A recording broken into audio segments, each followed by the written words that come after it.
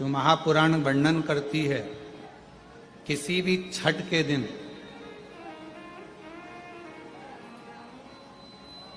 चाहे अंधेरी की छठ हो, चाहे उजाले की छठ हो, किसी भी छठ के दिन अगर षडानंद कार्तिकेय जी महाराज का नाम लेकर 6 बेलपत्र और उस 6 बेलपत्र पर 6 दुर्वा,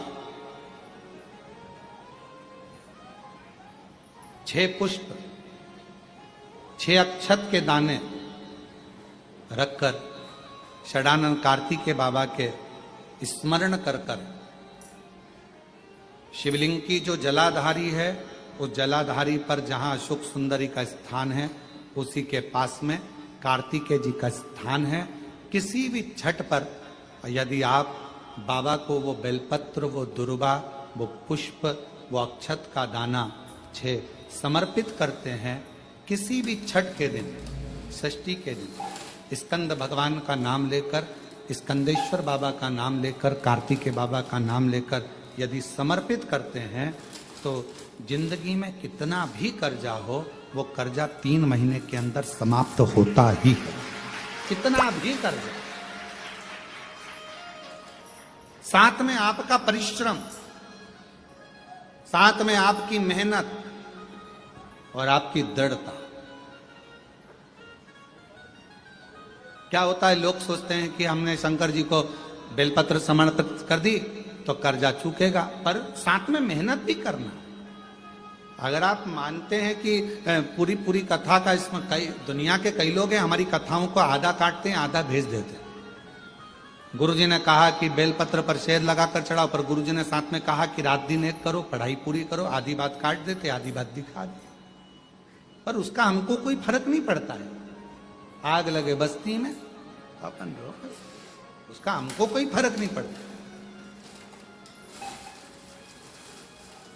क्योंकि दुनिया का काम है गलत चीजें जनमानस में देना जिससे बदनामी हो, अब शब्द बोले जाएं, ताने दिए जाएं, गालियां दी जाएं, ये दुनिया की रीति है। बहुत आते हैं दिन भर में, कहीं कोई दबाव देने के लिए आता है, हम तुम्हारी बदनामी करेंगे, हमको 1 करोड़ दो। शिव तत्व है, दबाव देने वाले ढेर मिलेंगे, अपशब्द कहने वाले ढेर मिलेंगे, ताना देने वाले ढेर मिलेंगे, पर आप अपनी पूर्ण ऊर्जा के साथ में शिव महापुराण की कथा कहती है। 6 बेलपत्र, 6 पुष्प, 6 दुर्वा, 6 चावल के दाने और साथ में अपना परिश्रम पूर्ण करो। छठ के दिन स्कंद भगवान का नाम लेकर, स्कंदेश्वर का नाम लेकर भगवान शंकर के जलाधारी पर समर्पित करो, शिव जी से प्रार्थना करो और अपनी मेहनत को 4 चांद लगाओ। कर्जा चूकेगा जरूर, समाप्त जरूर। कर्जा का मतलब ये नहीं है कि आप कर्जा करे हो तो मेरे से बन नहीं रहा, मेरे प्राण छूट जाए तो अच्छा, मैं तो मर जाऊं, मैं टेंशन में हूं, मैं डिप्रेशन में हूं, बहुत परेशान हो गया, ऐसा हो गया। ना ना, दुख आता है, जब सुख आया, सुख चले गया तो दुख आएगा, तो दुख भी जाएगा, दुख भी समाप्त होगा, उसमें क्या विचार कर। ऐसा तो नहीं है कि दुख समाप्त नहीं होगा, दुख नहीं जाएगा। सुख आया है, जब हमारे अच्छे दिन अगर समाप्त हुए हैं तो दुख भी समाप्त जरूर होगा, फिर वापस सुख आएगा। थोड़ा हिम्मत, थोड़ा धैर्य, थोड़ा हृदय पर भाव एकाग्रित करो कि नहीं नहीं, मेरा शंभु, मेरा शंकर, मेरा त्रिकालदर्शी, मेरा कैलाशी, मेरा अविनाशी, मेरा शिव मेरा दुख काट। इसलिए आज भी नियम है, आज भी नीति नियम।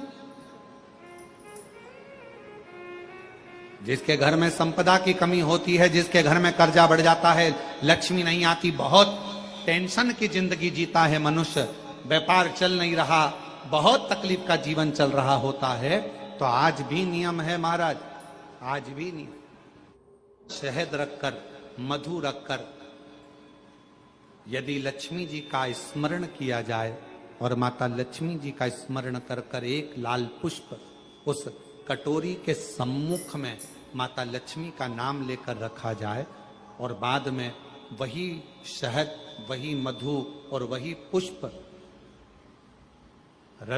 सोमवार का दिन और शुक्रवार के दिन लक्ष्मी का पूजन कर कर, स्मरण कर कर दूसरे दिन शुक्रवार के दिन पूजन करें, शनिवार के दिन उस मधु का, उस पुष्प का विसर्जन करें, सोमवार के दिन पूजन करें लक्ष्मी जी का स्मरण कर कर, और मंगलवार के दिन अगर विसर्जन करें, 5 या 7 सोमवार या शुक्रवार को यदि आप मधु का भोग लक्ष्मी जी को लगाना प्रारंभ कर दें, शिव का नाम स्मरण कर कर, तो उसके घर में कभी संपदा की कमी नहीं होती। लक्ष्मी उस संपदा को बढ़ाती। और हम तो यहां तक कहेंगे, प्रयास करो, अगर आपके घर में छोटा सा शिवलिंग विराजमान है, आपके घर में अगर छोटा सा शंकर जी का शिवलिंग है, छोटा सा शंकर भगवान का शिवलिंग है, या आपके घर में कुबेरेश्वर धाम का कंकर है, और आपके घर में यदि शंकर भगवान का शिवलिंग है, या सीहोर का रुद्राक्ष हो, या शंकर भगवान का शिवलिंग हो, या कंकर शंकर हो, तो निवेदन है जहां पर भी शिवलिंग आपके घर में विराजमान है, अगर छोटी सी कटोरी में एक बेलपत्र को आप नीचे रखिए, छोटी सी कटोरी उस बेलपत्र के ऊपर रखकर उसमें थोड़ा सा मधु, शहद, शंकर भगवान की साक्षी में शिव जी के सामने अगर शुक्रवार की शुक्रवार रखना प्रारंभ कर दो, धीरे धीरे संपदा की वृद्धि अपने आप होना प्रारंभ होगा। मधु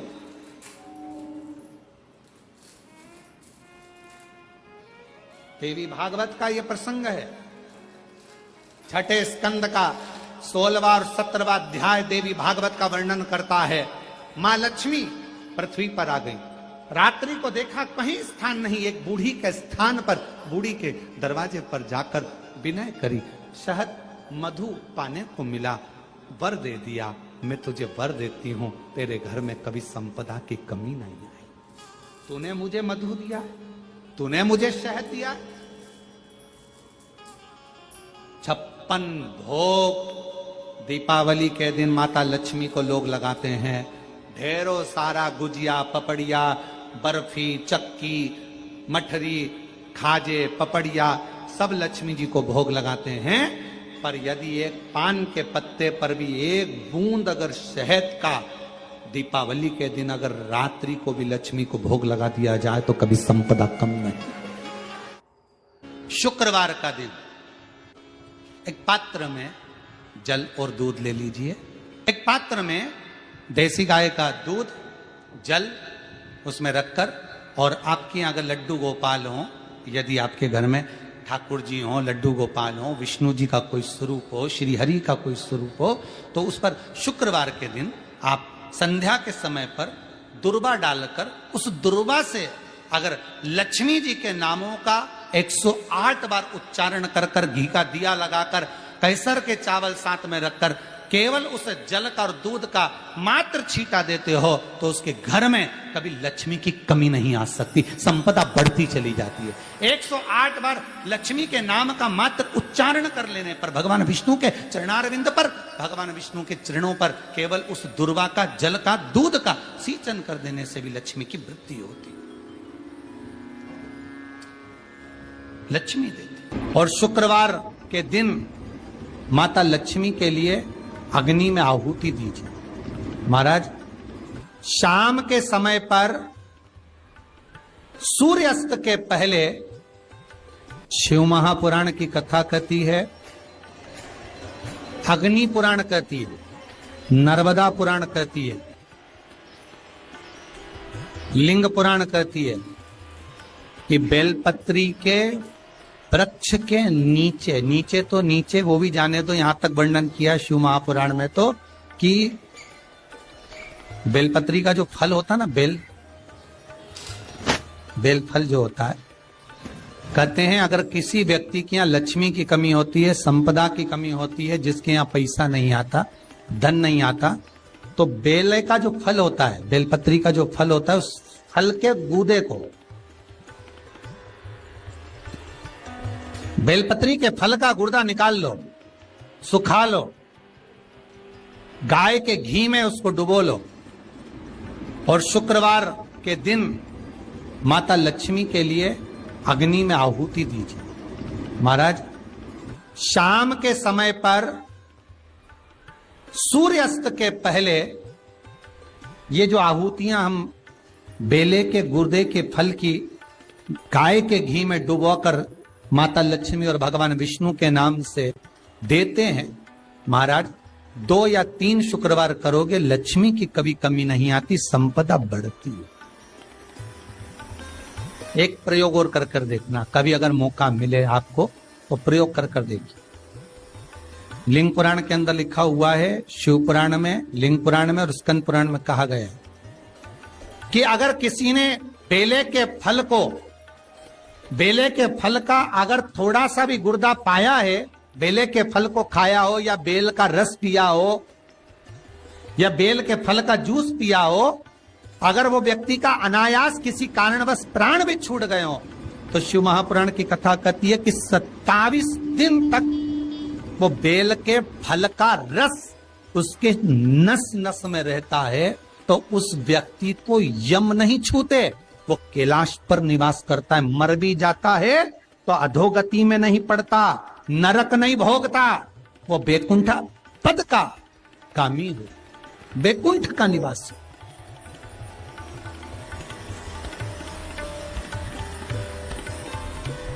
बैकुंठ का निवासी।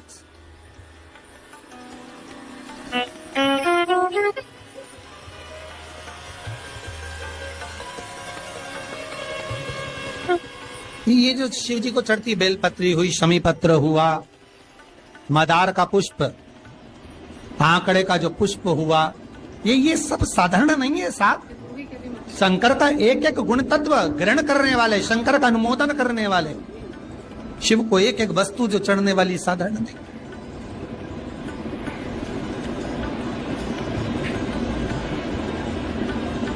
महाराज हम तो आपसे निवेदन पहले भी करे, आज फिर करते।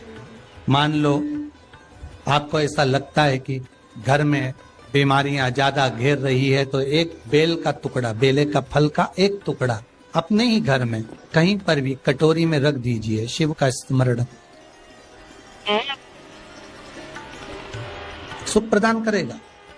अगर थोड़ा बहुत रोग आ भी गया निकल जाएगा, पर बड़ी बीमारी में कोई फंस नहीं पाएगा, ज्यादा जनहानि नहीं हो, तकलीफ नहीं भोग पाए। शिव को प्रिय है। फिर वही स्कंद पुराण का संवाद आगे, बेल पत्री के वृक्ष की जो जड़ होती है, उस जड़ के अंदर 33 कोटि देवताओं का निवास होता है। 68 करोड़ तीर्थ बेलपत्री के पेड़ के नीचे रहते हैं। 68 करोड़ तीर्थ मात्र बेलपत्री की छांव में, बेलपत्री के नीचे विराजमान होते हैं। अगर आपके मन में कभी कभी भाव उत्पन्न हो जाए ना कि मेरे को कहीं तीर्थ करने जाना है और अभी मौका नहीं मिल रहा, तीर्थ जाने का अभी तो लॉकडाउन चल रहा है और अभी सब दूर बीमारी फैली हुई है, कहीं नहीं जा सकते, तो जब लॉकडाउन हट जाए, बीमारी समाप्त हो जाए और तीर्थ जाने का मन करे, तो किसी बेलपत्री के पेड़ के नीचे 5 मिनट जाकर बैठ जाए।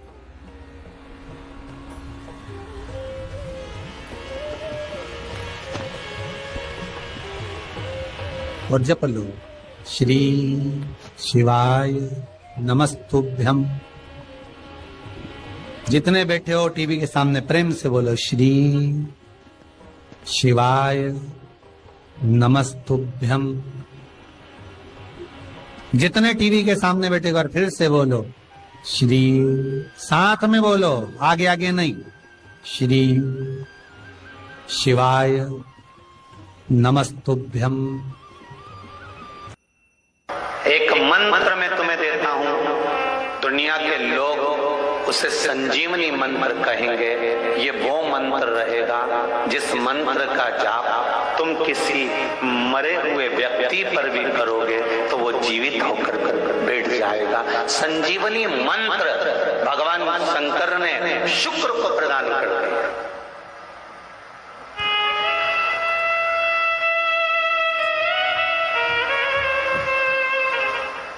संजीवनी मंत्र, और संजीवनी मंत्र जब भगवान शंकर ने शुक्र को दिया और शुक्र ने उस मंत्र का स्मरण करना प्रारंभ करा तो शुक्र के पास में तो आनंद की अनुभूति हो गई बिना मांगे।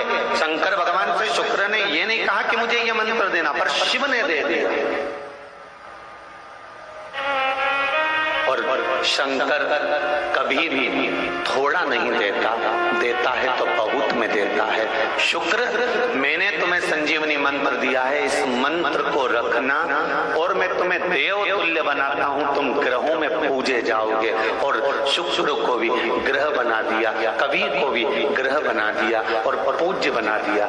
ध्यान दीजिएगा, महामृत्युंजय मंत्र का क्यों जाप करते हैं? कितने लोग करते हैं? जरा हाथ उठाओ। करते हैं? कभी कभी तो करते होगे, रख लीजिए। महामृत्युंजय मंत्र का यदि आप जाप करते हो और आपको मालूम पड़ गया कि शरीर में मुझे ये रोग हो गया है, मुझे शुगर हो गया है, मुझे बीपी हो गया है, मेरा ब्लड प्रेशर ऊंचा नीचा रह रहा है, कोई भयंकर रोग, मेरे रिश्तेदार को कोई कैंसर जैसा रोग हो गया, किसी को कोई थायराइड हो गया, किसी को कोई किडनी और लीवर में सूजन हो गई, किसी को कहीं किडनी और लीवर में तकलीफ हो गई, तो शिव महापुराण की कथा कहती है, नवग्रह शिव महापुराण की कथा कहती है कि बेलपत्री के वृक्ष के नीचे महामृत्युंजय मंत्र का जाप जो शुक्रवार की शुक्रवार घी का दिया लगा कर करता है, उसके रोग बाबा देवाधिदेव महादेव समाप्त करते चले जाते हैं। ये संजीवनी मंत्र शुक्रवार के दिन भगवान शंकर को शुक्र को दिया था, इसलिए उसकी प्रधानता है। उस जलाधारी पर जहाँ शुक सुंदरी का स्थान है, उसी के पास में कार्तिकेय जी का स्थान है। किसी भी छठ पर यदि आप बाबा को वो बेलपत्र, वो दुर्वा, वो पुष्प, वो अक्षत का दाना 6 समर्पित करते हैं, किसी भी छठ के दिन, षष्ठी के दिन स्कंद भगवान का नाम लेकर, स्कंदेश्वर बाबा का नाम लेकर, कार्तिकेय बाबा का नाम लेकर यदि समर्पित करते हैं तो जिंदगी में कितना भी कर्जा हो, वो कर्जा 3 महीने के अंदर समाप्त होता ही है। कितना भी कर्जा, साथ में आपका परिश्रम, साथ में आपकी मेहनत और आपकी दृढ़ता। क्या होता है, लोग सोचते हैं कि हमने शंकर जी को बेलपत्र समर्पित कर दी तो कर्जा चूकेगा, पर साथ में मेहनत भी करना। अगर आप मानते हैं कि पूरी कथा का इसमें कई दुनिया के कई लोग हैं, हमारी कथाओं को आधा काटते हैं, आधा भेज देते हैं। गुरुजी ने कहा कि बेलपत्र पर शहद लगाकर चढ़ाओ, पर गुरुजी ने साथ में कहा कि रात दिन एक करो, पढ़ाई पूरी करो, आधी बात काट देते, आधी बात दिखा देते। पर उसका हमको कोई फर्क नहीं पड़ता है।